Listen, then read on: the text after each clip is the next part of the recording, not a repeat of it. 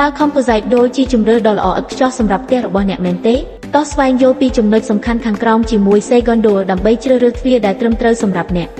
ដំបូងអ្នកត្រូវយល់ពីតម្រូវការរបស់អ្នកនិងគ្រួសាររបស់អ្នកកំណត់ទីតាំងដំឡើងទ្វារដូចជាទ្វារមេទ្វារបន្ទប់ឬទ្វារបន្ទប់ទឹក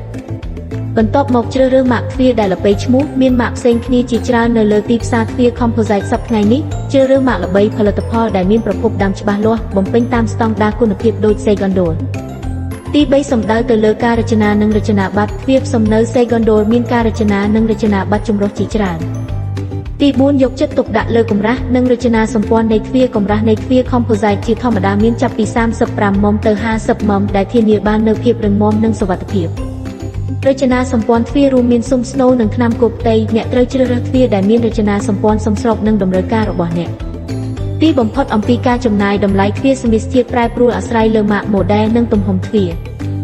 Segundo ផ្ដល់នូវ model ទ្វារ composite ដែលមានគុណភាពខ្ពស់ក្នុងតម្លៃសមរម្យដូច្នេះអ្នកអាចជឿជាក់បានក្នុងជម្រើសរបស់អ្នកសូមចូលទៅកាន់ប្រព័ន្ធហាងរបស់ Segundo ឬតាក់ទងមកលេខទូរស័ព្ទទាន់ហេតុការណ៍សម្រាប់ការណែនាំដោយផ្ទាល់